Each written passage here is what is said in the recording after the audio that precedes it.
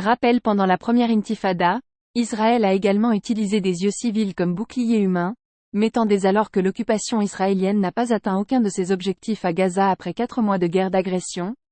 Sophia Amara démontre la propagande de l'occupation israélienne sur le chef du Hamas, Yahya Sinwar. Les civils palestiniens mineurs ont pu avancer dans les territoires occupés sans recevoir de bombinette à l'époque. Une propagande qui, comme vous allez le voir, va de nouveau s'effriter. Facetch son puzzle avec l'intervention de Sophia Amara, grand reporter qui revient des territoires palestiniens occupés et rapporte le témoignage d'une ancienne détenue israélienne qui contredit catégoriquement les affirmations du gouvernement Netanyahou. Yahya Sinwar a été localisé par l'armée israélienne, localisé mais pas encore ciblé. Pourquoi? Pour une raison principale: il est entouré d'otages qu'il utiliserait comme bouclier humain. Qu'est-ce que vous faites lorsque vous avez des boucliers humains qui sont utilisés par des belligérants? Il utiliserait des otages comme bouclier humain. De bouclier humain, d'otages. Il faut vraiment visualiser cet homme entouré comme une ceinture. Vous savez, c'est comme dans les sectes. Une secte va être arrêtée quand vous arrivez. Il est souvent enterré, entouré des enfants enterrés. D'ailleurs, comme ça, des enfants des plus vulnérables pour leur servir de bouclier. J'ai rencontré une otage israélienne qui a rencontré Assinis dans les tunnels de Gaza et elle a décrit comment l'homme était arrivé jusqu'à eux seul accompagné d'un homme armé. Elle s'appelle Yoshiva Lishi, une combattante de la paix, et elle vivait dans le kibboutz de Niro.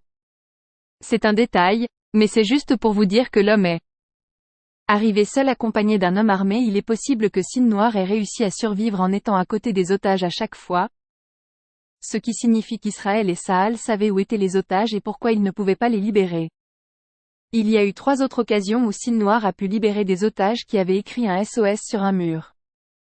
Nous sommes PRE_Sent.al les a bombardés et tués, donc ça pour moi c'est pas une information. Ce que je pense moi, c'est qu'Israël n'a aucune idée de où se trouve Sinwar, où se trouvent les otages. Quel serait le but alors de les donner C, mais peut-être de dire qu'on sait plus on se rapproche que voilà on n'arrive pas parce que voilà il est entouré d'otages. Pour rappel, Israël a aussi utilisé des yeux civils comme boucliers humains pendant la première intifada quand elle mettait des civils palestiniens mineurs sur les chars de Tsahal pour pouvoir avancer dans les territoires occupés sans recevoir de bombinettes à l'époque. C'était 3 fois rien, donc à mon avis ça fait partie un petit peu de la guerre psychologique. Dire on avance et si on n'arrive pas parce que l'objectif de guerre c'est de décapiter le Hamas et si on n'arrive pas c'est parce qu'il y a des otages autour. C'est pour ça quant à la décapitation du Hamas c'est un objectif de l'armée israélienne. Un des 2 objectifs, la libération des otages et la décapitation du Hamas. Pour l'instant ils sont parvenus ni à l'un ni à l'autre, d'où apparemment cette opération de communication qui peut-être s'avérera vraie, mais pour l'instant rien ne semble le prouver. Et vous pensez-vous que l'occupation israélienne est obligée d'inventer des mensonges afin de